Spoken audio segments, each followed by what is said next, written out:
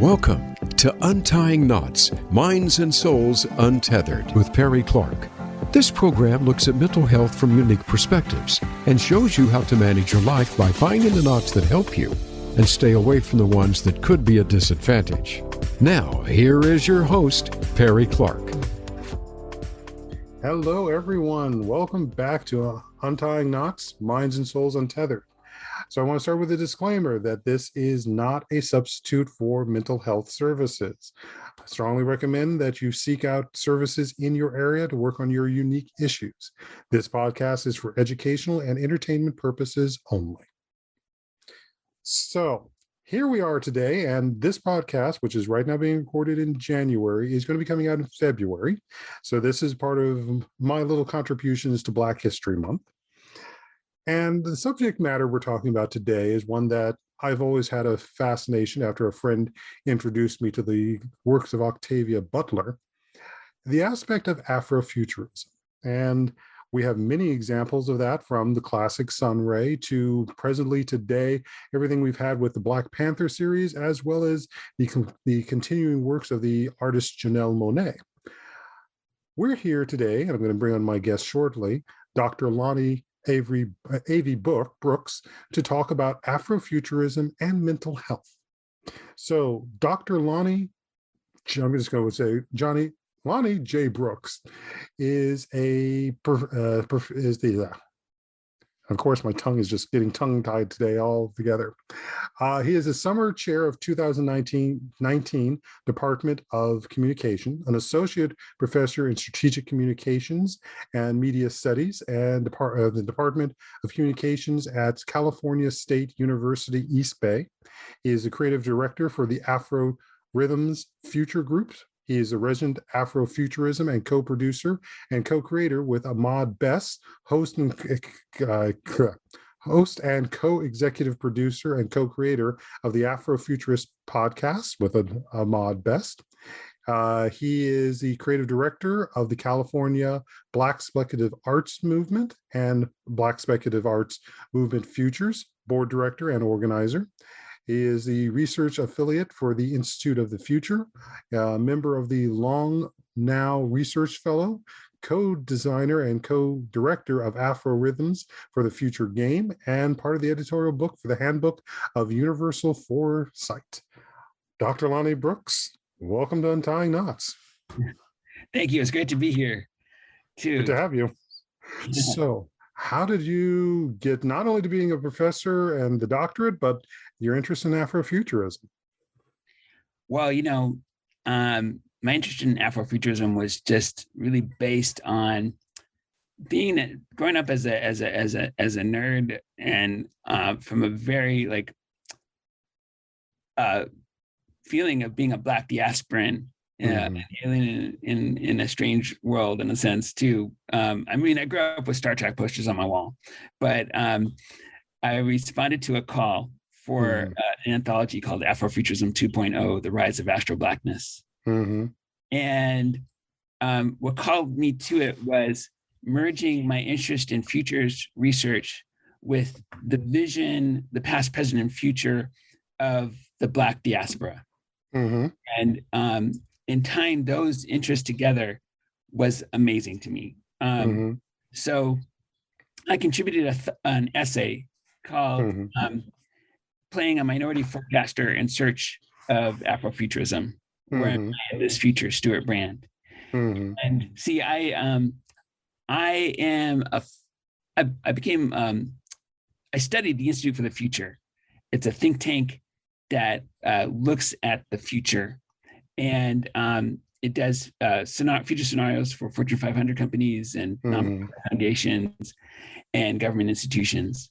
And, when I stepped into that space in the late 90s, I was one of the few Black people around, and I felt that these visions didn't necessarily speak to me. They spoke to, upper class white people mainly, and maybe to a global audience, but it really didn't necessarily center the Black diaspora.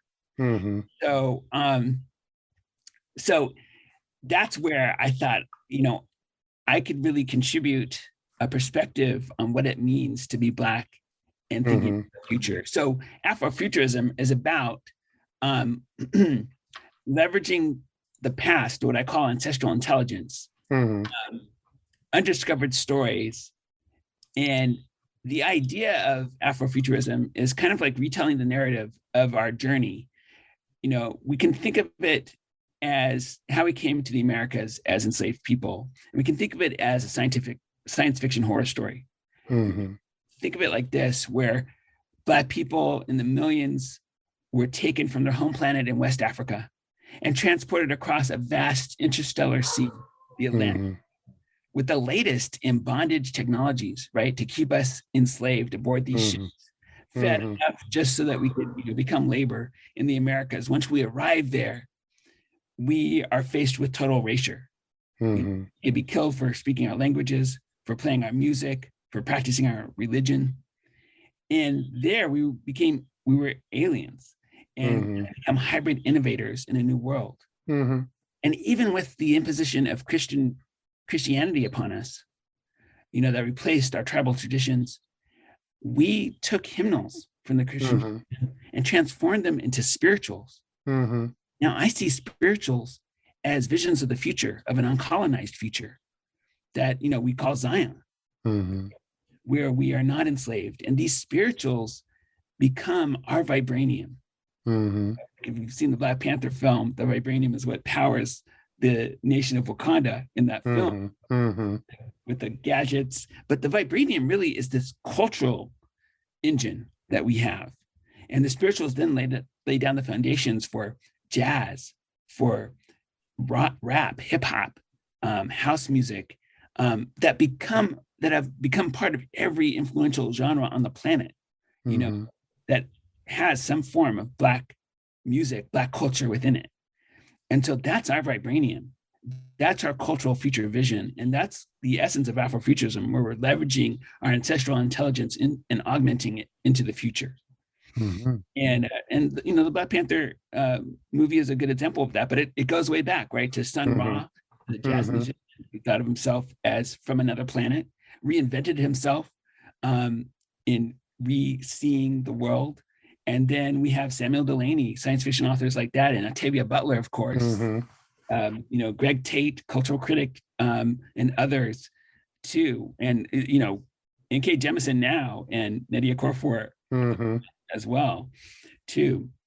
But we also have an array of Black futurists who, you know, we may not see as futurists too, but are coming into the fore as Afrofuturists. Well, across the science, across literature, music, art. And so there's a radical vision of Black art. And so that radical vision of Black art debuted in a stunning exhibit called, it was called The Unveiling Visions, The Alchemy of the Black Imagination, at the Schoenberg Center for Black Research in New York City in 2015. And that was co-curated by John Jennings and Ronaldo Anderson. And it was a stunning exhibit. And so they transformed that into what's called the Black Speculative Arts Movement, or BSAM for short. And I was asked by Ronaldo to organize a Black Speculative Arts Movement conference in Oakland, you know, through my campus in Hayward. And so we've done it about 3 times. And it's like this festival conference where we bring Black artists who are thinking, you know, who are doing Afrofuturist art and music and literary work and even the sciences to talk about what does a Black future look like? How do we augment that? You know, how does an Africana future look like that, you know, is part of not only including the Black diaspora, but Africa as well. So the Black Speculative Arts Movement at the moment is one of the fastest growing movements of its kind in the world. So Canada has embraced it and now has its own chapter. Brazil recently started its own chapter. It's one of the largest chapters in the world. It's gone to South Africa, Cameroon, Nigeria, Kenya, and they're taking it and transforming what we call Afrofuturism 2.0 into Afrofuturism 3.0, adapting it for the Black continent, for the African continent. it's been embraced in Europe, in Germany, Spain, Italy, the UK, and now even in Australia. So it's so what that has led me to as well is co-creating a game called Afro Rhythms from the Future. And it's based on a game that Stuart Candy created called The Thing from the Future. And when we played this game, I played this game with students at my campus at Cal State East Bay in a game jam that my colleague Ian Pollock had created too. And we played this game, The Thing from the Future, and we hacked it up. The idea is that you have different scenarios of the future. What does the future look like as transformational? And then you have a mood for the future. What does it look like emotionally? And then you have a context for the future. What does childhood or identity look like in the future? And then you have an object from the future, like it could be a book, a film, a postcard.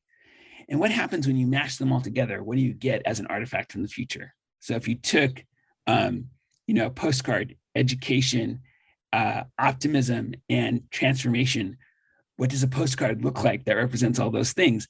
What my students noticed when we did this jam session with them is they're predominantly women, women of color. Like, Beyonce's Lemonade album had just come out, and they were like, with the mood, they were like, well, Kanye's a mood, Beyonce's a mood, Netflix is a mood, but these categories weren't represented in the Thing from the Future game at the time. And they were like, well, where's the Black diaspora? Where's LGBTQ? And then for objects, they were like, well, where's the handbag? So it wasn't quite represented in the Thing from the Future game. And I just realized then, like, what the future really needs is a cultural accent. We need to represent ourselves in the future, 10 times more than is present already. So that's where the idea of creating Afro rhythms from the future. And it's not just rhythm as in musical rhythm, but it's algorithm, RITHMS, Afro rhythms, because we're surrounded by Afro rhythms every day. And, we're surrounded by algorithms every day, right? But those algorithms, those recipes for how computers do things and how we operate with computers don't center Black people in them as much as they can and should. And so that's where the idea of Afro rhythms from the future came from. So as you're talking about that and all of it, it's like, I would even go further to say life rhythms, because we are controlled by the circadian rhythms, the abilities of when we eat, when to defecate. All of those things are also rhythms that even predate music as well as the electronics that we were around, which now makes me wonder, because of everything you're saying there, is there perhaps we need to take a different word or a different explanation to talk about when we're talking about mental health in relation to Afrofuturism? Yeah, I think the idea that there's research in neuroscience around gaming that I find really interesting and draw from, where we actually, and this is also through my colleague Jake Dunnigan, who discusses this as well, where they've done MRI studies of our brain where the same regions where we have memory, we also think about the future. And what happens is that, like, when we stare and look into a scene, we see more than is there in that scene. We read into it more, and that's called a boundary extension error. And we do it all the time, and that's our capacity for looking into the future. Now, what if in gaming, and especially in forecast imagination games, we can imagine and have alternative memories of the future that could heal trauma? And that's where I think the connection to mental health is really exciting, because we can imagine, like spirituals have, and that have sustained us in our musical culture. This vibranium that has sustained us is to create alternative memories of the future that we can implement, and that we can heal our memories of trauma by building onto it. We have, and there's so many examples of where Black people have recovered their identities after slavery, right? They've created towns, they've created educational institutions, only to be erased too by white supremacy. But at the same time, our capacity is there to keep reinventing and keep becoming and being hybrid innovators of the future. Mm-hmm. And I think that's where I get excited about how we can heal trauma through Afrofuturism, through really gaining more muscle in being even more intentional about how we create the future. Beautiful. Very beautiful. So why do you think that the idea of mental health, or whatever name we need to now give it, hasn't been a bigger theme in Afrofuturism work, so to speak? Yeah, I mean, I think there's like just spaces that it's been going through in order to even like claim space for the 21st century. You know, I think that's what Afrofuturism has tried to do, is like say, you know, we do have a future, because, you know, even Alicia Wormsley's poster, "There are Black people in the future," you know, became so controversial. Like, why? Why is that? Like, even trying to, you know, have that argument, you know, was like, that's just a profound conclusion, Right. you know. And a lot of folks have thought that, you know, even my partner and colleague in the Afro Rhythm Futures Group, co-founder Ahmed Best, you know, he talks about how he played Jar Jar Binks in Star Wars, so he's faced the erasure and backlash of that character, and in that, you know, he's gone to studios where he's pitched like a Black Star Trek comedy, and studios have said to him, "Well, Black people aren't interested in the future." I'm like, whoa. Oh, You know, yeah. so just finding those spaces that we even have a claim to the future has kind of probably diminished, you know, to talk about mental health. Mental health is actually at the core of Afrofuturism, because it's about, you know, our fundamental identity as human beings, to be really, to leverage our ancestral intelligence. That what I love what W.B. Du Bois talks about, because he was a science fiction writer. Not many people know that. In 1908, he created a series of stories called The Prince of Steel, and he has this instrument called the megascope that looks for undiscovered stories.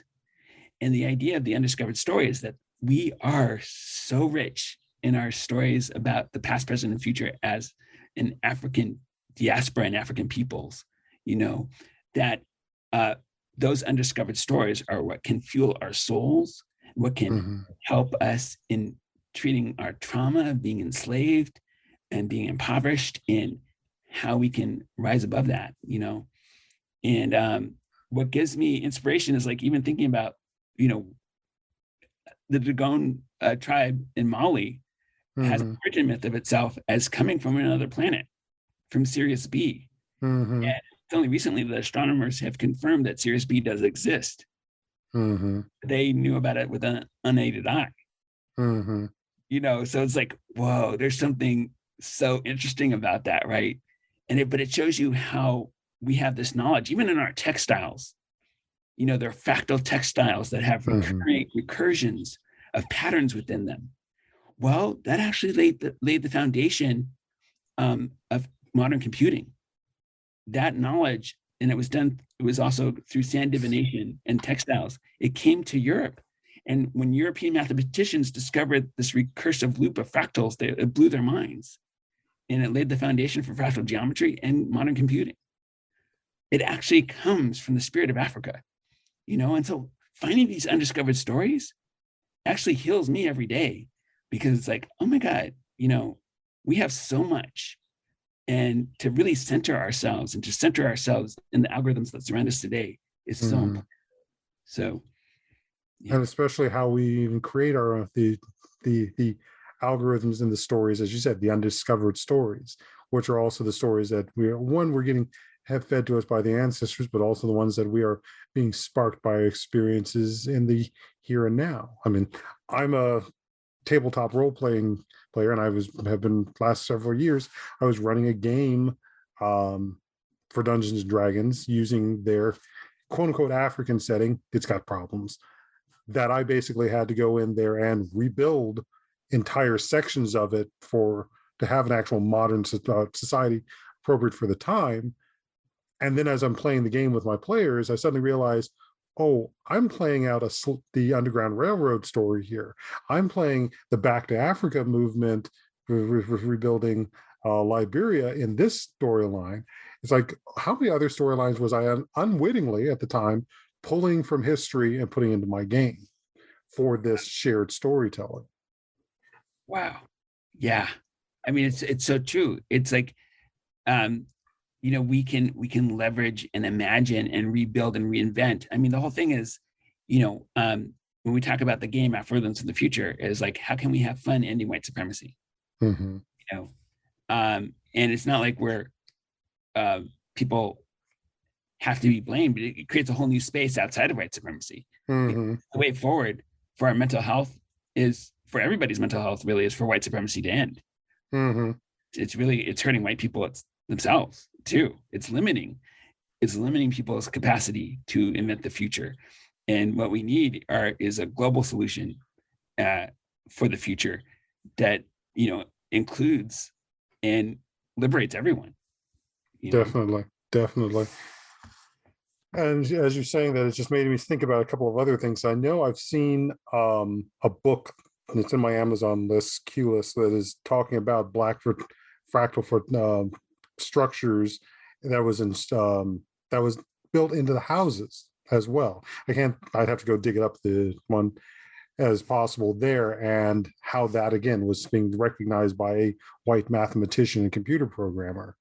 And another one, I was just listening to the backlog of another D&D podcast called Three Black Halflings. Ooh. Yeah, you want to listen to that one, start from the beginning. But they recently had, or not recently, at least one point, they had someone on who was talking about the racism that's coded into the stories from Tolkien. And he was talking about some of the other games that he'd done. And one of them was inspired by Sun Ra, about fighting racism as being these cultural touchstones who were materializing in these various situations to help people go forward. And from a therapy standpoint, that is that standpoint of externalization. That is that standpoint of us as going with the classic, what would so-and-so do? All of these things have always been present. They've just, again, never had that. So I would say the headline in an Afrofuturism story around our mental health, even though it's always been there. Like I always thought, but we just never would have been talking about it. It's so true. God, that's so interesting. I mean, I think that first book you were talking about is from Ron E. Glash, Okay. who's a mathematician talking about African fractals, African textiles and fractals. And his protege is actually Latrice Gaskins, who does work. She works with AI deep dream technology to create art. Oh. And she just has a book coming out called the Vernacular of the Imagination, something along those lines. I'm butchering the title at the moment, but has this wonderful exhibit that she co-curated at the Smithsonian right now called Futures. And her art is this kaleidoscope of fractal geometry, and she does portraits of famous Black leaders and celebrities, and it's just so inspiring. So, and then what you just said about the Black halflings, right? Yeah, I'll send you the link once we're done here, so you can start listening to them. But and I'll send you the one specifically for the episode I had just been listening to over the holiday break, where they were talking about this. And as it was that during the holiday break, I'd gone to the Oakland Museum to see the Mothership exhibit. Yeah. And I had just recently listened to that like 2 or 3 days earlier, to hear them talk about that and then go to the exhibit and see Sun Ra as part of it. And it's like, yes, I'm listening to the universe. I'm listening to the ancestors. The Mothership is such an important idea because it's kind of like, the mothership of the Dagon, right? Mm-hmm. The mothership of George Clinton, right? Mm-hmm. And kind of landing on Earth in Black joy, Mm-hmm. and that the mothership is that repository of ancestral intelligence that we have, that repository of undiscovered stories that were erased during colonialism too. Mm-hmm. Mm-hmm. So I think recovering that is a pathway towards increased liberating mental health. Beautiful. Yeah, very much so. It's again, how the thread is always there, but we don't always recognize it the way so many people are used to thinking about it as such. Yeah, because we grow up. I mean, for instance, there's a term I coined called Afrofuture tope or Afrofuture type, where it's an ascendance of Black visions, but then there's simultaneous erasure as well. Mm-hmm.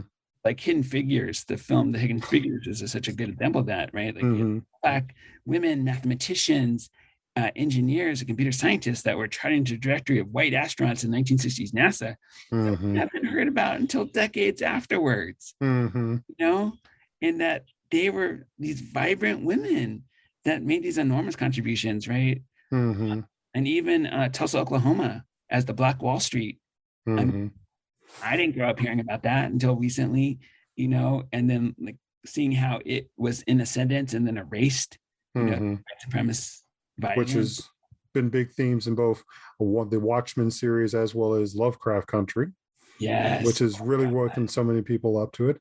And I can think of one of the other examples of that, which was an earlier episode in Star Trek Deep Space Nine, Beyond the Stars, where Cisco is, the character of Cisco, is creating the Deep Space Nine stories, and they pulp the entire book that he's writing on so that it doesn't get published. Oh my God. Okay, so you got to go back and watch Deep Space Nine. Watch that. Oh yes, I think there was around season 4 or so forth. That's when he started to get the messages from the emissaries to try and teach him and prepare him for what's going to come in the future. And even there, we have the aspect of some consider that the religions of Bajor destroyed Cisco, but it's like, no, this is fundamentally also a Black story of our connection with spirit. Wow. As well. How does it communicate with us? And how can it also be used to blind us? Oh man, I gotta watch that again. Okay. So, I think that's a place where we should take a break. Okay.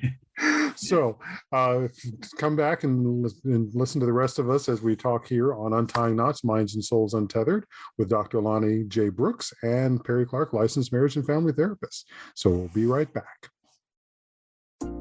Our lives and the world around us can get messy and frustrating. Untangle and Grow Counseling's focus is to untangle that mess and make sense of it so you have a good foundation to build and grow from. Visit us on the web at untangleandgrowcounseling.com. Perry Clark offers individual psychotherapy, couples and family therapy, and adolescence therapy from a variety of coping materials and resources. Visit untangleandgrowcounseling.com for more information. Do you have knots? Not the physical tightness in your neck and back, and not the ones on a rope, but metaphors for the helpful and unhelpful tugs in life that can help us ascend to a new level or stop us from falling too far back down. Join host Perry Clark for Untying Knots, Minds and Souls Untethered, a program about mental health and its practice from an Indigenous person of color. We'll help you find the knots that help you and avoid the ones that don't. Listen for new episodes every other week on the Voice America Empowerment Channel. Tune in to the Voice America Variety channel on the Voice America Talk Radio Network. Voice America Variety broadcasts a diverse array of topics, reaching a global community. Our experts come from all walks of life, and the topics they discuss are everything from current events, arts and entertainment, leadership, parenting, relationships, self-improvement, career advice, and a variety of other topics. Check us out today. You're sure to find something of interest. Voice America Variety. Talk on today's hot topics. Live up to your fullest potential. This is the Voice America Empowerment Channel.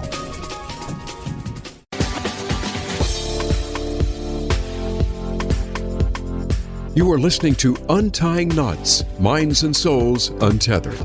If you have a question or comment about our podcast, send an email to pclark@untyingknotspodcast.com. That's pclark@untyingknotspodcast.com. And now, back to the program. Hello, everyone. Welcome back to Untying Knots, Minds and Souls Untethered. I'm Perry Clark, licensed marriage and family therapist, and I'm here talking with Dr. Lonny J. Brooks. And we are continuing our conversation about Afrofuturism and mental health. So during our quick break here, we were talking about a couple of things, but one of the things was on how you sort of came to be.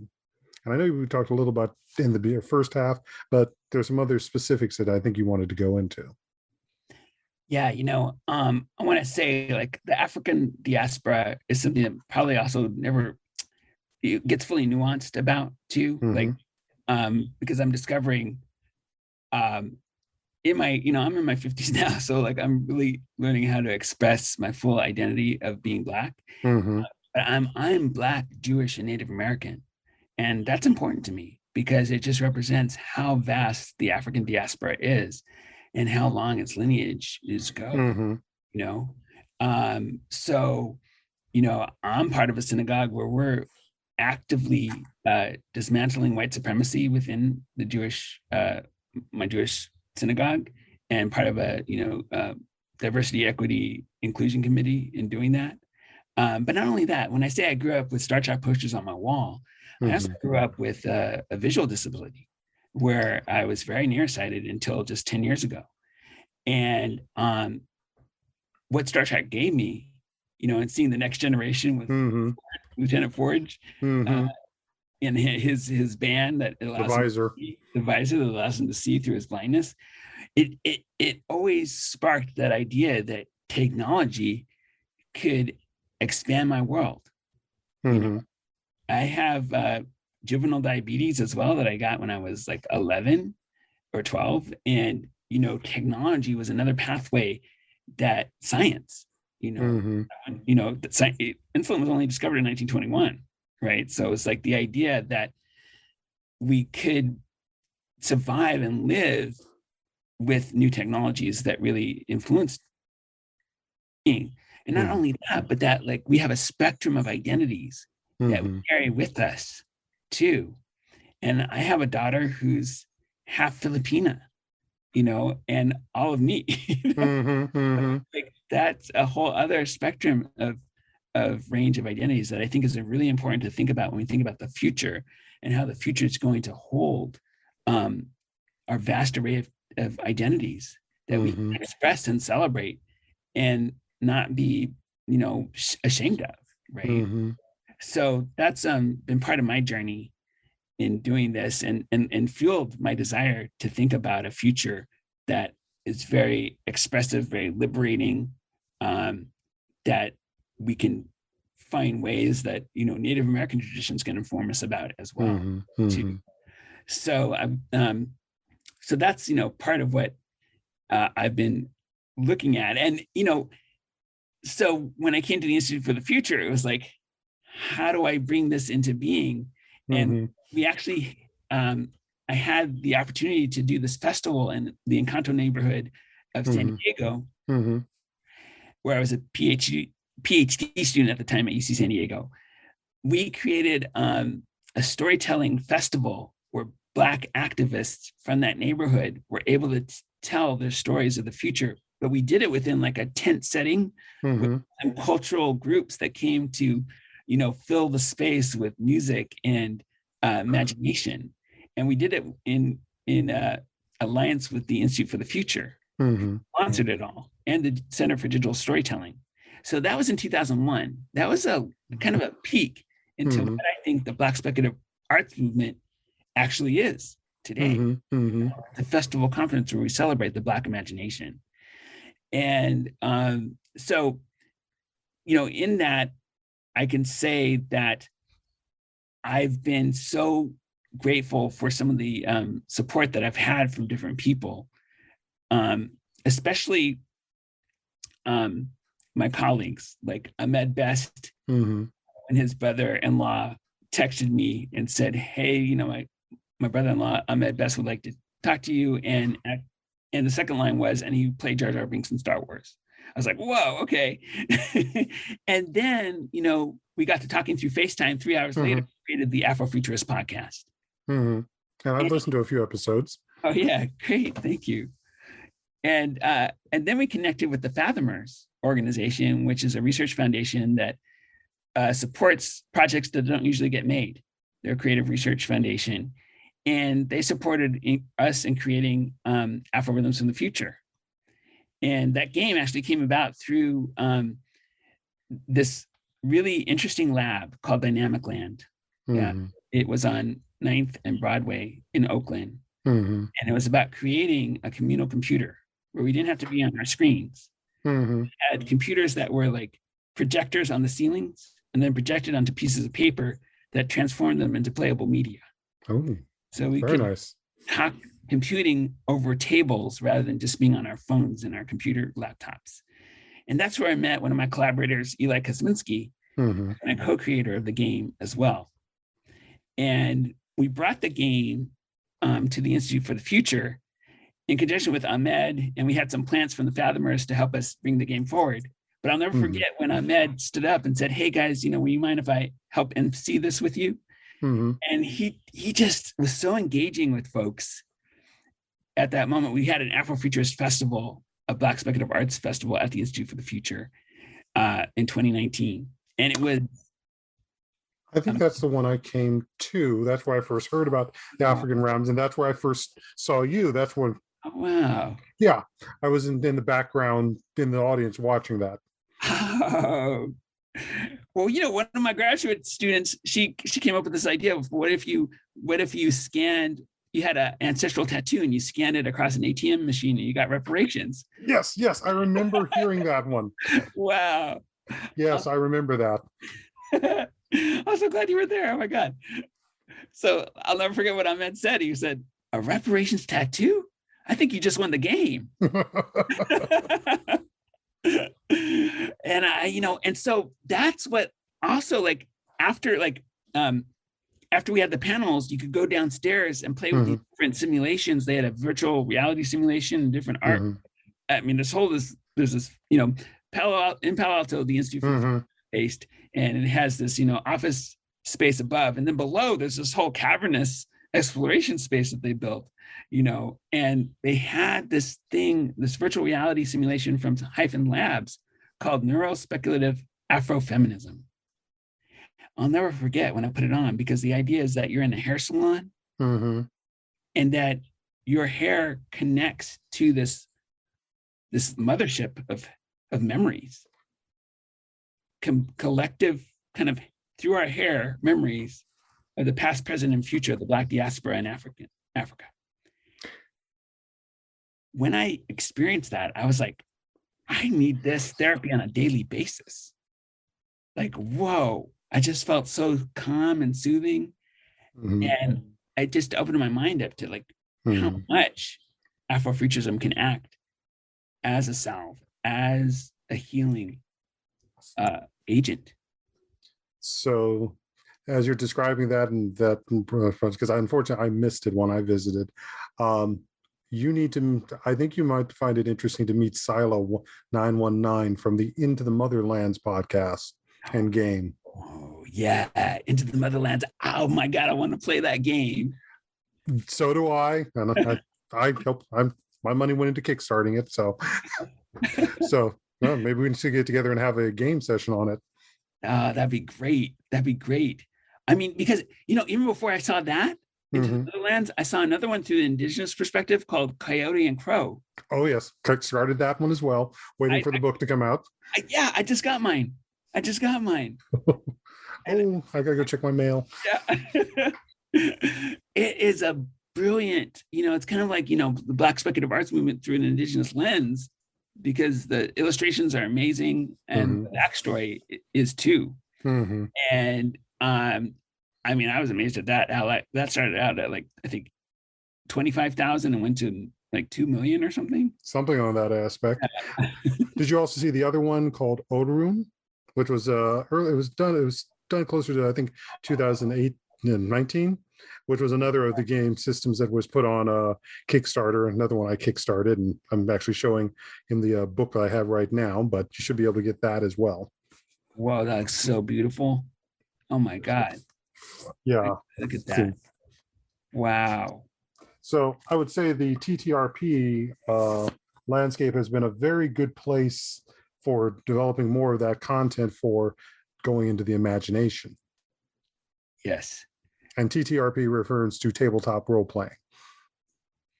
And that's, I kind of think of Algorithms from the Future, our game, as sort of a TTRP, role-playing game, but on the fly. Mm-hmm. That you can do with events and organizations, mm-hmm. people.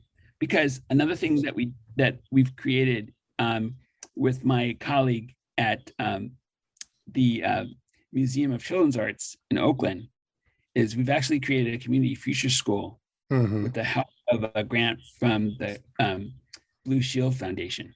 Mm-hmm. Owing this to Rachel Wick, who is a senior board member, who approached me after seeing my talk on Afrofuturism.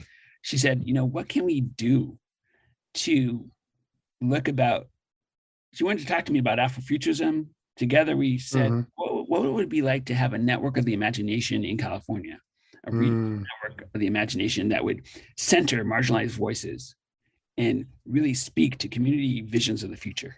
Mm-hmm. And so as a small kind of prototype of this, we created the Community Future School for high schoolers and young adults. And so we're in our second year of that, and we're looking at creating a youth manifesto for envisioning Oakland for 2045. Beautiful. And so Very beautiful. are playing the game Afrofuturism in the Future, and then generating prototypes of their visions across art, society, technology, environment, politics, and society about what does Oakland look like in 2045. Mm-hmm. And, so that's sort of like our attempt at kind of playing a total role-playing game, but, with the students as they're creating it. Beautiful. And another one that comes to mind is Alan Walker's Edgegore. Now, it's more Native American based, but he is a Black Lakota man. So there's another one where, again, imagining a very different future that is not centered in Western Euro fantasy. Wow. What's it called again? Edgegore. I'll send you the link for it. I have it. It's on the shelf and I can't reach it at the moment. I just want to give a shout out to the Afrofuturist artists that we work with in the game too, like Alan Clark, who's a local Oakland artist, who's moving soon to Oregon, but then Anane Brown, amazing. Another one is Karen. I'm butchering her name now. Karen Corafor. Senarofuro. Sorry, Karen. Karen and Malik, they're amazing artists. Karen created the Black Woman as God that's going on in Soma Arts right now. And she is amazing. They're both amazing in terms of their Afrofuturist visions. But even calling an exhibit Black Women as God, to me, is another way of expanding our mental health. Where we see Black women for who they are, as goddesses, as, in the rightful place. As opposed to the very limiting view of pathology of disease, which is what built much of what a lot of mental health built originally out of, and is still being tried to be shoehorned into, as there are those of us who seek to go beyond that. Yeah. So I think that's a perfect segue into the question as one of the constants on this program, which is myths and realities. So what would you say is one of the myths and myths that comes up around mental health, especially for Black mental health? Well, I grew up in the 70s and 80s. So, mental health was usually seen by my parts of my community and in the Black community as something that was like white people's medicine. Like, oh no, we're doing it ourselves. We don't need that stuff. Plus we can't afford it. So how does it apply to us? But I kind of grew up knowing that everyone could use a therapist, like someone to talk to that you could have confidence in and find a liberating vision to live into.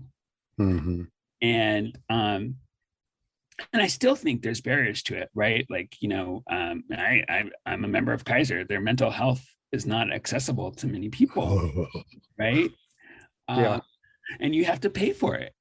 Why isn't that just a right? I don't understand. Like, that should just be a right of birth.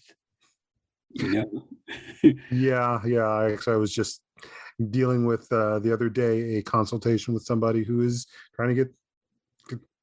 There is a lot of stuff that they need to work on, and I'm hearing they're going to Kaiser. And it's like, honey, I think you're going to need to do more. You need more work here than what you're going to get over there. I hate to say you're going to have to pay for this, but to really do this, you're going to need the consistency. And consistency is one of the biggest things that makes mental health work, because it's the building of the trust. It's the building of being able to dig in and find what has become maladaptive, what was taken in the wrong way, so they can be going in a different direction. I know a conversation I've had with a couple of other interviewers is that standpoint. I know we were talking at one point about how the crack epidemic of the 80s just devastated our communities. And the thing that I think most people forget is all of the damage that did. There was already essentially mental health issues going on beforehand, that the crack just became the escape. Right. And the thing that comes to mind is how much of that generation that fell prey to it is a generation that was born after all the trauma of the civil rights period. Yeah. How much of that trauma get encoded into that generation? Just like for your Jewish heritage, is how much trauma was encoded in after the Holocaust?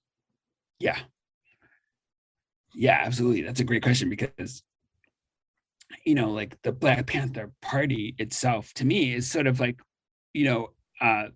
part of when I was in school was seen as like, it was talked about as if it was a terrorist organization, when it was a liberating movement, that fed children, that was improving people's mental health, and then, also got sidelined by what we are finding out was a conspiracy to intentionally introduce drugs into the Black community.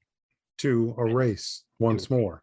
Yes, by the Nixon administration, and it's just like realizing the appalling nature of white supremacy and how it's worked to try to hold us back. Really makes me think, how do we create our own system through Afrofuturism that obliterates white supremacy, right? That includes the fundamental, the Black Panther Party 10 points is so common today. Like it, it sounds so radical, but like it's not radical. It's have reparations, an end to police brutality, have complete access to education and healthcare.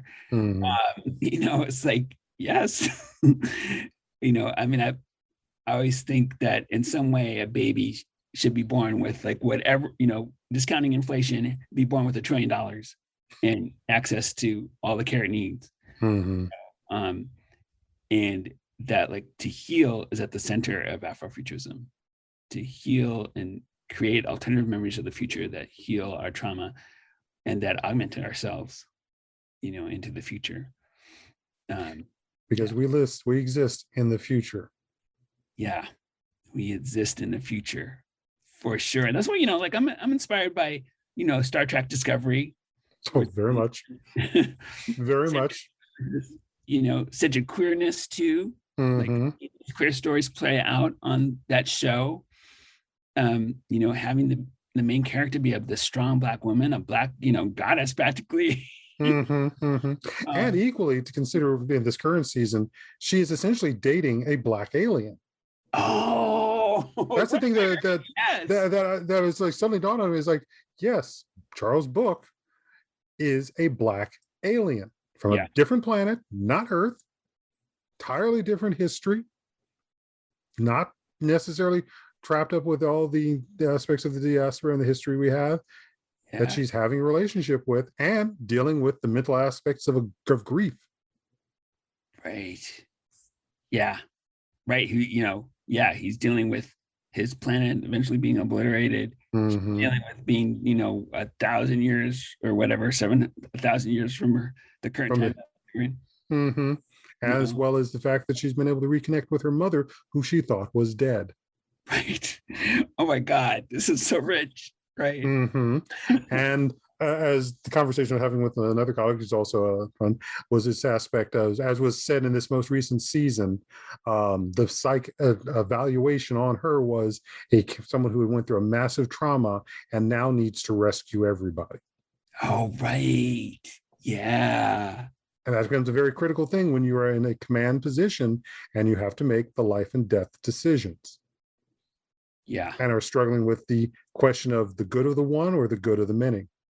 And how can you have both? Right.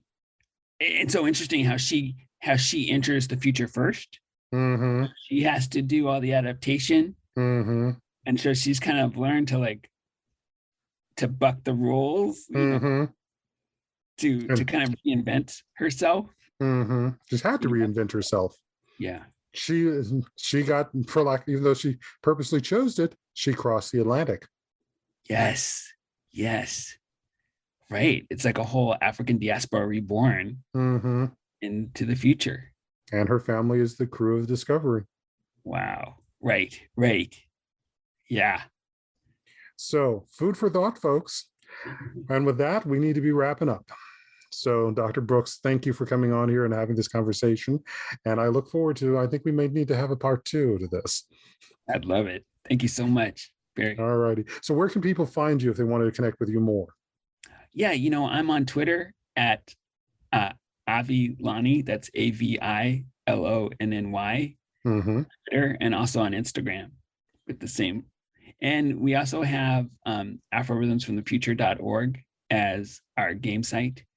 So you can leave messages with us there too. Perfect. So thank you.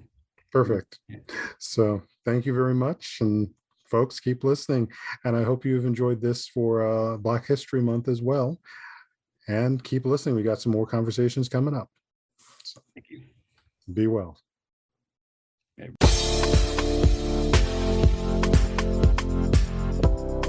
Thank you for tuning in for Untying Knots, Minds and Souls Untethered. Be sure to join your host, Perry Clark, for another episode on the podcast coming soon on the Voice America Empowerment Channel.